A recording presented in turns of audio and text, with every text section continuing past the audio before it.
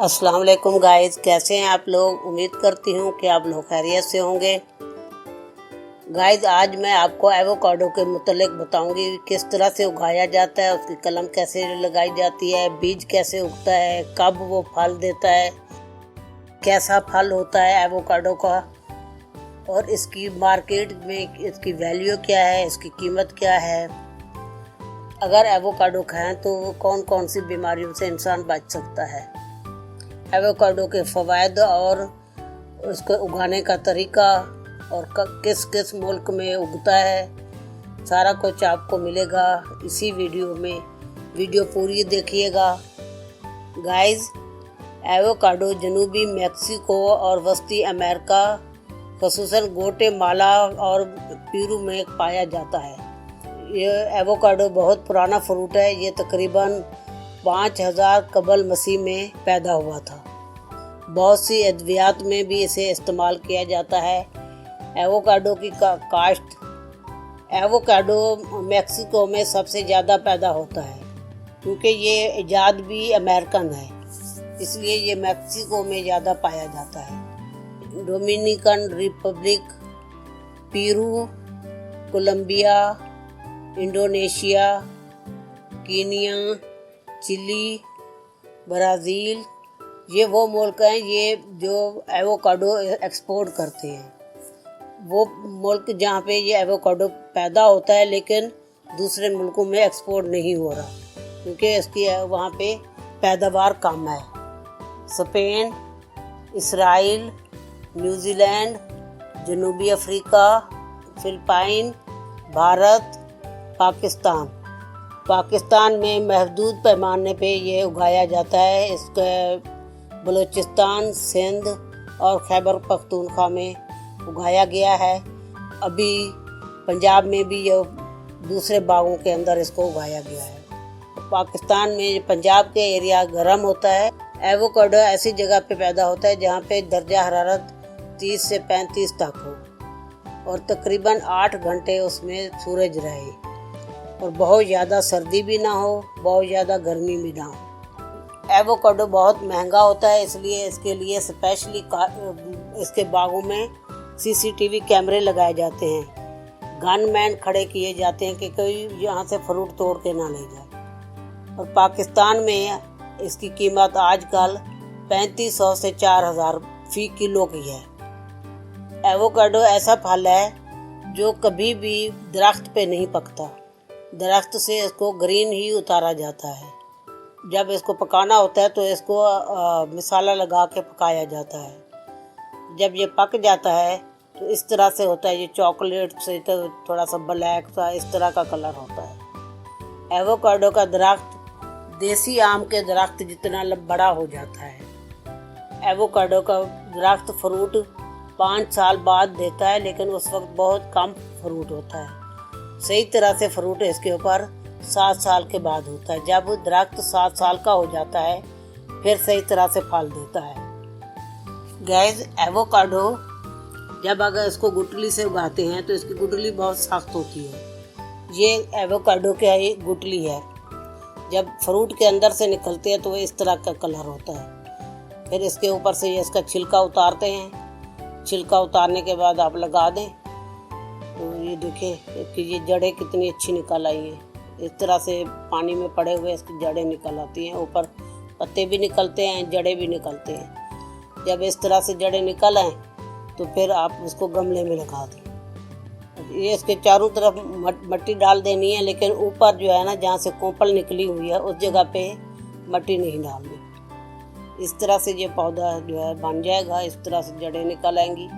देखिए गुठली भी साबित पड़ी हुई है और फिर भी उसकी जड़ें कितनी अच्छी बन गई हैं, बहुत ज़बरदस्त जड़ बन गई है। देखिए जड़ वाली साइड नीचे गमले में रखनी है और जिस साइड पे वो उसकी कोंपल निकल रही है, पत्ते निकल रहे हैं, वो उसको ऊपर रखना है। 2 हफ्ते बाद ये ऐसे दरख्त पौधा हो जाएगा गमले में। ये खुद ही मूंड निकाल लेता है अपना, ये टूट जाता है, इसके अंदर से ऐसे जड़ें निकलती हैं, पत्ते निकलते हैं। ये खुद ब खुद ही बनता है, इसको तोड़ना नहीं पड़ता। खूबसूरती के लिए इस तरह से घर में भी आप रख सकते हैं। खूबसूरत गमलों में ऐसे सेट करके लगा ले तो बहुत प्यारा लगता है।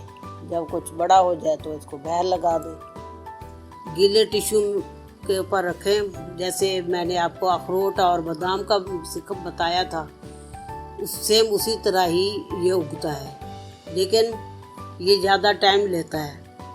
अखरोट तो फिर भी 90 दिन में निकल आता है, लेकिन ये तकरीबन 3 से 3.5 माह ले जाता है। बहुत मुश्किल से इसका पौधा निकलता है। और जब ऊपर इसके पत्ते निकल आते हैं तो गुठली के नीचे जड़ें भी आ जाती हैं, लेकिन गुठली फिर भी उसकी काफ़ी हद तक साबित रहती है। एवोकाडो की कलम भी लगाई जाती है, तो मैं आपको कलम लगाना भी सिखाऊंगी।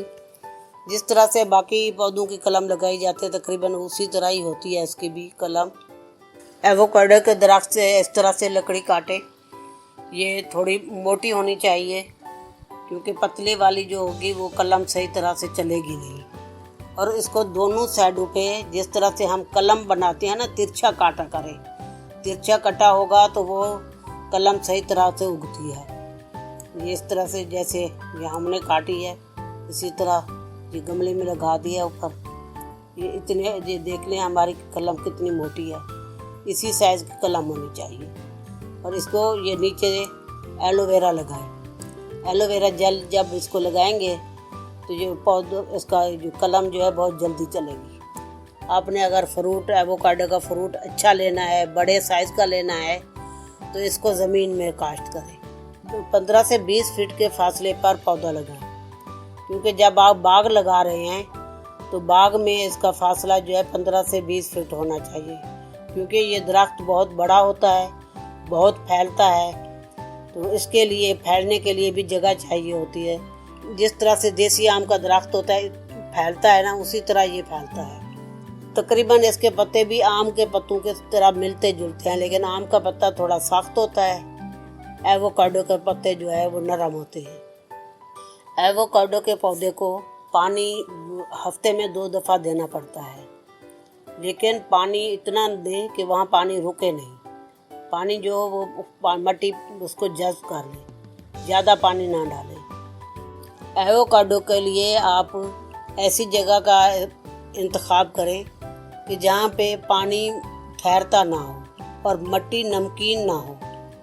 जहाँ नमकीन मट्टी होगी वहाँ एवोकाडो नहीं उगेगा।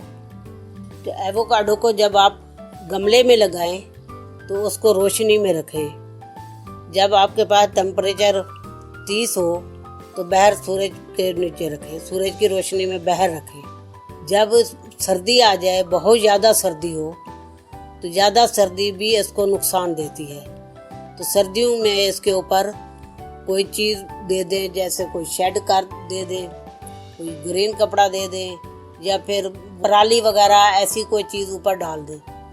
सर्दियों में पराली डाल दें ताकि सर्दी से बच जाए। हर साल इसी तरह बचाना पड़ता है। जब एवोकाडो का पौधा 3 साल से बड़ा हो जाता है, फिर वो अपनी हिफाजत खुद कर लेता है। 3 साल तक ख़ास तौर पे इसका ख्याल रखना पड़ता है। अगर आपके पास कोई ऐसी जगह नहीं है तो आप उसके गमले को ऐसी जगह पे बरामदे में रखें जहाँ पे सूरज की रोशनी भी पड़ती रहे, 8 घंटे सूरज की रोशनी भी पड़े और इस पे ऊपर ठंड भी ना पड़े। गर्मी की शिद्दत से बचाए। जहाँ पे आप गर्म इलाके में अगर आप रहते हैं और एवोकाडो लगाना चाहते हैं, तो अगर आपके पास कोई बाग है, किसी किन्नू का है, अमरूद का है, आम का है, कोई भी बाग है, उसके अंदर आप कुछ पौधे लगाएं तो वो फिर पौधे चलेंगे। ज़्यादा गर्मी वाली जगह पे ये पौधे नहीं चलते। ये एवोकाडो को मसनूई खाद जैसे फर्टिलाइज़र या फिर यूरिया वगैरह इस तरह की खादें साल में 4 दफ़ा ज़रूर डालें। ये खाद डालेंगे तो ही पौधा अच्छा होगा। अगर आपने पौधा गमले में लगाया है तो उसको आप घरेलू खाद डालें। खुश्क पत्तों वाली खाद, एलोवेरा की खाद, एलोवेरा की जेल की खाद बनाई जाती है, वो अब मैंने अपनी वीडियो में भी डाला हुआ है मेरे चैनल पे, आप उसका विजिट कर ले, देख लें कि किस तरह से बनाई जाती है। इसका एलोवेरा का स्प्रे बनाएं, उसका स्प्रे करें। सरसों की खली की खाद डालें, नीम के तेल की खाद डालें, तो उससे जो है ना पौधा फ्रूट ज़्यादा देगा और इसकी ग्रोथ बहुत अच्छी होगी। पाकिस्तान में ये बहुत कामयाब जा रहा है एवोकाडो। आप अभी अपने घर में तो आराम से लगा सकते हैं। अगर आपके इलाके में गर्मी बहुत ज़्यादा पड़ती है तो अपने बरामदे में किसी शेड के नीचे आप इसको लगा सकते हैं। गाइस, एवोकाडो के दरख्त के जो ट्रिमिंग होती है वो ज़्यादा नहीं करनी चाहिए, क्योंकि आमतौर पे दरख्तों की ट्रिमिंग करते हैं, ऊपर से थोड़ा थोड़ा काटते हैं तो वो फैलता है, अच्छा होता है। तो इसको ज़्यादा नहीं काटना चाहिए। हाँ, जो कोई टहनी खुश्क हो उसको काट ले, कोई पत्ते अगर पीले पीले हो गए हैं तो उनको काट ले। तो हर टहनी को काटना ज़रूरी नहीं होता। गाइस, एवोकाडो दिल की बीमारियों के लिए बहुत अच्छा होता है। एवोकाडो में मौजूद मोनोसैचुरेटेड फैट्स होते हैं जो दिल की सेहत के लिए बहुत अच्छे होते हैं। कोलेस्ट्रॉल को कम करता है जो दिल की बीमारियों में बहुत मददगार होता है। एवोकाडो में पोटाशियम का बहुत अच्छा ज़रिया है, जिसकी वजह से ब्लड प्रेशर नॉर्मल रहता है। एवोकाडो का फ्रूट मीठा नहीं होता, इसलिए शुगर के मरीज़ के लिए ये बहुत अच्छा होता है।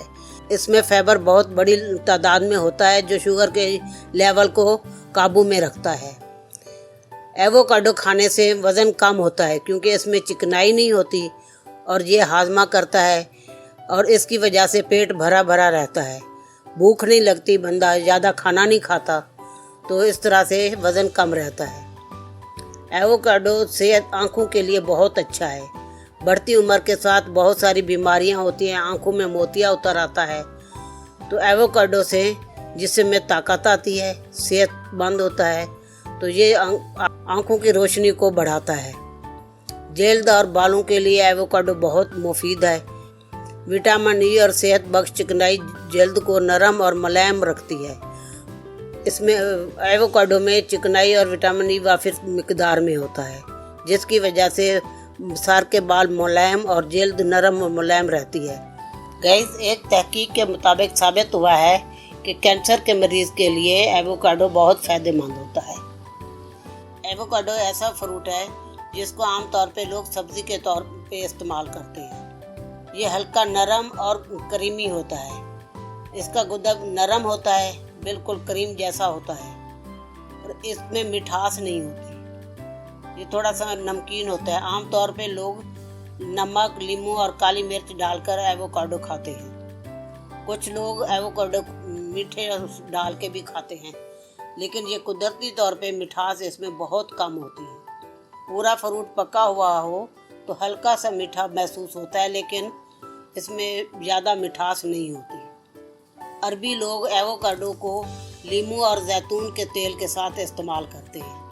गाइस, एवोकाडो मुख्तलिफ ममालिक में मुख्तलिफ मौसम में पैदा होता है, लेकिन पाकिस्तान में जून से सितंबर के दरमियान ये पक जाता है और ये पाकिस्तान में जून और सितंबर के दरमियान मार्केट में आ जाता है, लेकिन मुख्तलिफ ममालिक में मुख्तलिफ मौसमों में पैदा होता है, इसलिए सुपर मार्केट में पूरा साल दस्तयाब होता है। गाइस, उम्मीद करती हूँ कि आप लोगों को मेरी वीडियो पसंद आई होगी और जिस तरह से मैंने एवोकाडो उगाया आप भी इसी तरह से उगाएंगे, क्योंकि मेरे पास दरख्त नहीं था तो मैंने फ्रूट से ही बीज लेकर लगाया था। आपके पास अगर कोई दरख्त या करीबी कोई बाग वगैरह नहीं है तो आप बीज से एवोकाडो उगा सकते हैं। उम्मीद करती हूँ कि आपको मेरी वीडियो पसंद आई होगी। अगर वीडियो पसंद आई है तो इसे लाइक करें, दोस्तों रिश्तेदारों में शेयर करें। मेरे चैनल पे नए हैं तो चैनल को सब्सक्राइब करें। फिर मिलेंगे एक नई वीडियो के साथ। अल्लाह हाफिज़।